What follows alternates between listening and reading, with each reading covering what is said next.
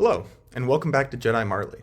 In this video, I'm going to work to define a bit more of what data-driven innovations mean to me, and how I think it's a different approach than the traditional model of defining success with delivered solutions.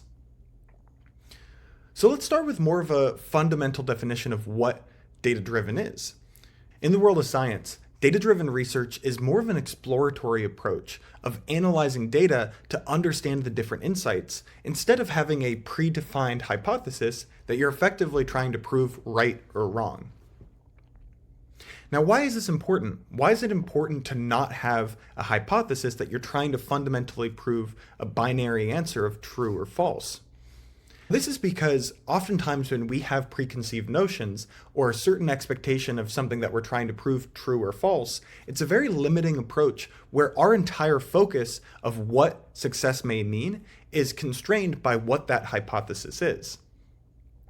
For example, let's say I'm delivering a new feature to a customer, whether it's in any sort of technology, but let's say that feature, the end goal that it's meant to have, is it's trying to go and increase customer retention. So we're trying to go and decrease the amount of customers that no longer renew or no longer stay with the business.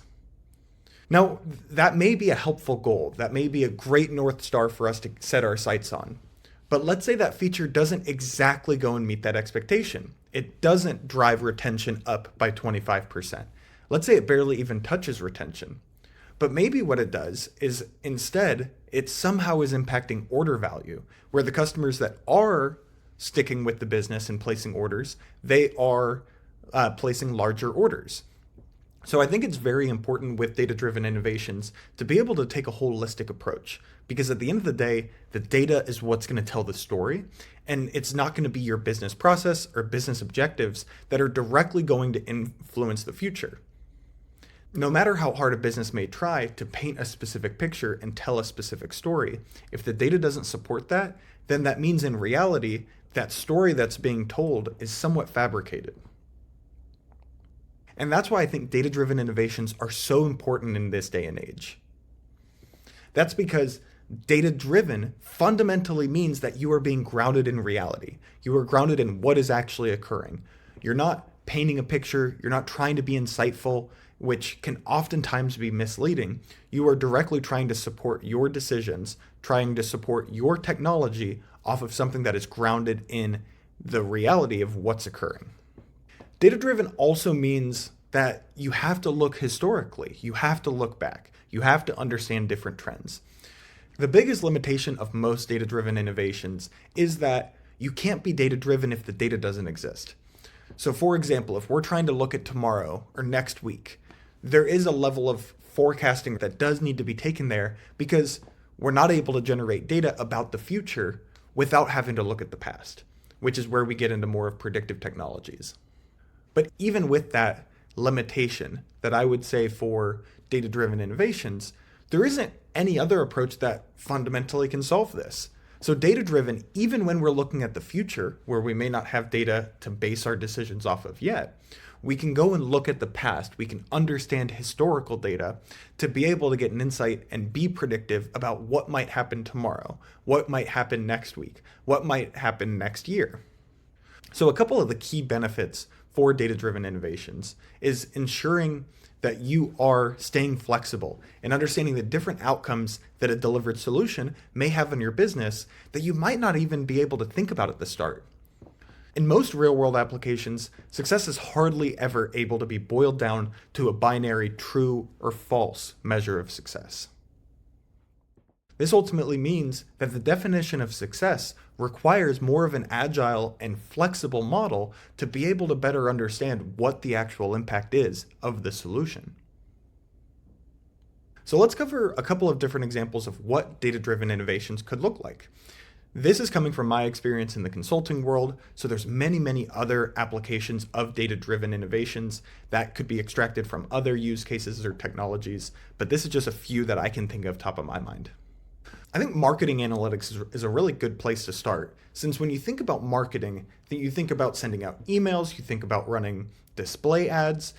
The measure of success for these campaigns, it's often very difficult to understand the full picture of the impact that campaign is driving.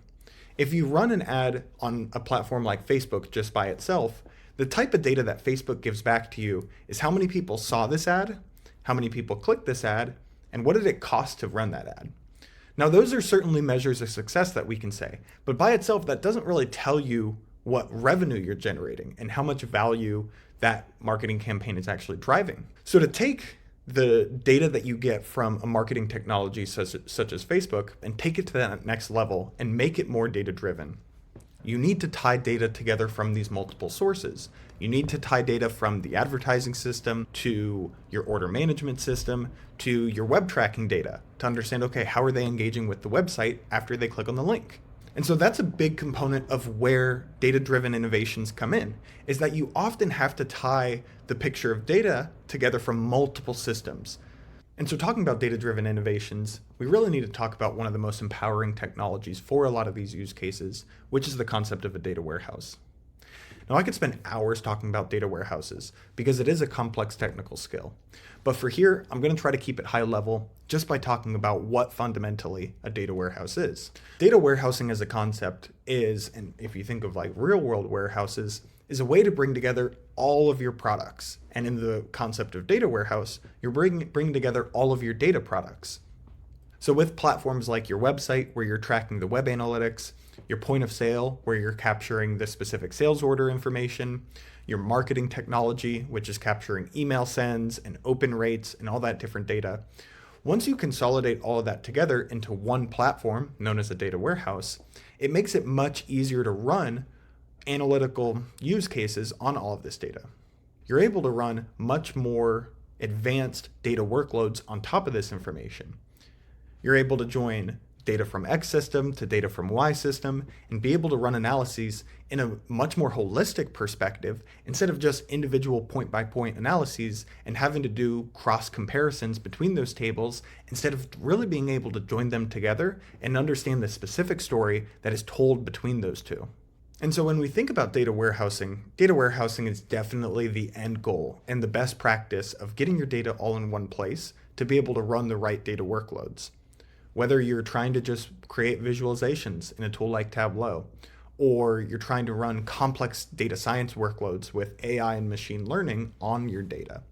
A data warehouse is really an enabling technology that allows you to get the right foundation and organization of your data to enable these sort of workloads. And so with this concept of data warehousing, this really enables you in the long term to have your data organized, to have it clearly documented, and to understand what this data can support from the insights that it can generate. Data warehousing by itself may not be a data-driven innovation because what you'll be doing is you'll be building on top of your data warehouse. You're going to be running analytics on top of that data warehouse. You're running integrations to feed data to other systems from the data warehouse itself. But I do think a data warehouse is an important concept to understand with data-driven innovations because it might be needed to get all that data in one place. Stepping outside of the analytics angle for marketing, we can also look at marketing automation. I'm sure all of us have experienced getting those marketing emails, such as a new sale is happening on my favorite type of shoe, or getting an SMS message about a new water bottle that's on sale. These sort of messages come from marketing automation tools. These marketing automation tools are effectively fed lists of email addresses or phone numbers to send out these mass marketing communications. But to understand who should get what message at what time is a much larger data problem than simply blasting an email to every single customer that a business may have. One of the biggest parts of marketing automation is the segmentation side, where, okay, it's Marley's birthday today, and so we want to send him a birthday coupon. Or Jessica yesterday placed 5 items in her cart, but then she went and left and never checked out. So we want to make sure that if it's a price issue, we have some sort of incentive to drive her back to check out that cart. Or maybe it's Kevin, who used to be an incredibly loyal customer who has just started to fall off over the last couple of months and is no longer even visiting the website. So all of these different data points of this customer should be in this segment and this customer should be in this segment is based off of data from multiple different systems. We don't have all of the web tracking data stored in the same place that we may have all of the order data. So a data-driven innovation really ensures that we're bringing all of that data together to enable the end users, whether it's marketing users or sales users or any side of the business, to be able to take action and take data-driven action. So where marketing analytics is more about looking at the outcomes of these marketing campaigns, marketing automation is more about enabling the actual action of driving those campaigns. While marketing analytics may be able to deliver a specific insight to say, hey, this email campaign isn't performing well, if you don't have the right tools from a marketing automation perspective, then you may not be able to take the improvement to understand, okay, it's customers that are older than 65 that aren't engaging with this email, so I need to segment those out. So marketing automation and marketing analytics are really two sides of the same coin. Marketing automation is the side of actually taking action on these marketing data points, where marketing analytics is better understanding the historical trends and being able to take real-time data-driven action off of how those campaigns are performing. Another example of a data-driven innovation is going to be a customer-based portal.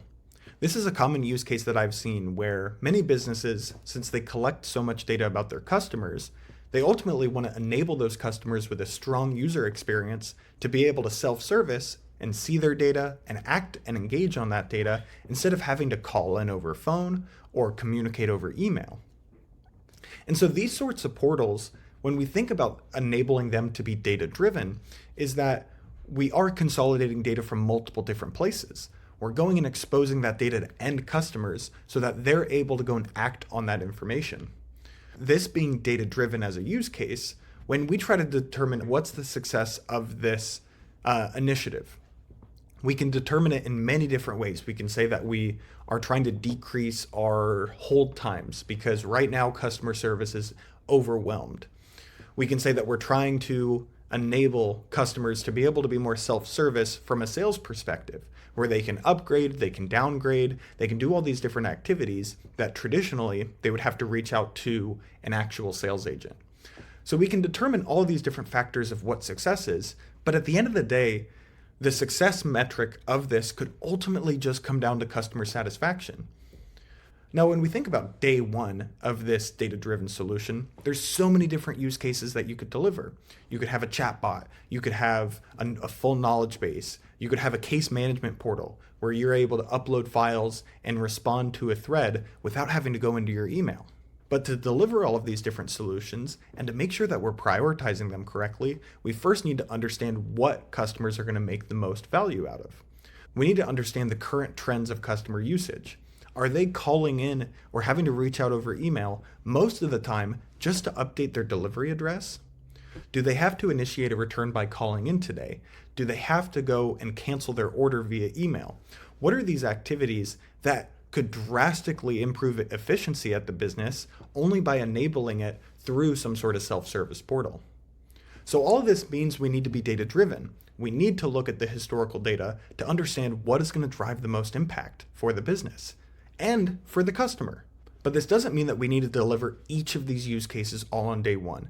We need to identify what is the highest priority, what's going to drive the most value, and be able to get that live while also going and tracking data to ensure that we're understanding what the next step is. If we deliver a return workflow where customers through this portal are able to initiate a return on their existing orders, that solution on day one is likely not going to be the final solution of what returns may look like.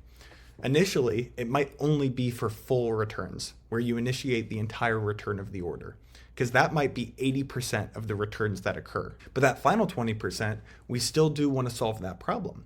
And maybe that final 20% is just customers that are trying to return one specific item, or they're not even trying to do a return. Maybe they're trying to do an exchange. So that's where when we deliver a version 1 of the solution, we need to make sure we're capturing the right data to understand the behaviors that will influence what version 2, what version 3, what version 5 and 10 will ultimately look like. So to really take this concept of a simple portal to the next level and ensure that it is data-driven, it's important to make sure that we're tracking and capturing the right data. Are we capturing customer sentiment? Are we getting an understanding for how they're utilizing this tool, and are they being engaged? Are there new features that they're interested in that they don't have today? And do they have the ability to leave that sort of feedback? Are we tracking the right KPIs? Data-driven at the end of the day, to me, is an iterative process. When you're data-driven, you're not focused on getting this perfect finished product out the door on day one. You want to ensure that you're leaving room for improvement, and at the same time that you're tracking the right metrics to be able to ensure that you know what that next step is. There's no solution, whether in the world of technology or outside of technology, that is going to be a silver bullet. They're not a single day deployment, one and done. Data-driven innovations are meant to have the right foundations to support the understanding that you need to influence the future of that solution. Data-driven is often very incremental, where we deliver a solution enough to start capturing data and start understanding the patterns, trends that we need to know to be able to improve and influence the roadmap of that solution.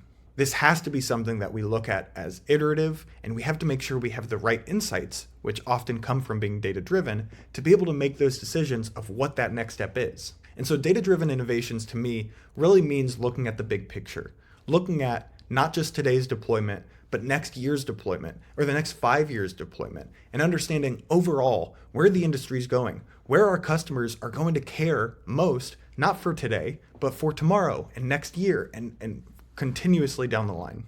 The concept of data-driven innovations is really based on understanding the long-term nature of developing these solutions. Data-driven means understanding and learning from the trends of the historical data to influence the changes that you make to mature any specific product. And so that's the mindset that I really want to support on this channel, is we're not just focused on delivering solutions for the now, for today's problems. We want to make sure that we're thinking about the big picture.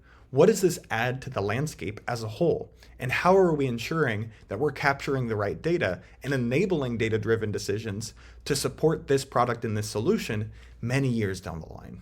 So if you find this video helpful in terms of better understanding what data-driven means, please subscribe, please leave a like. It really helps me out. I know the background and everything is going to be a bit different because I'm on the road this week, but I am still getting started. I think this is my third video now, but very, very early on in the creative process here. So really appreciate you watching and look forward to the next video. Thanks again.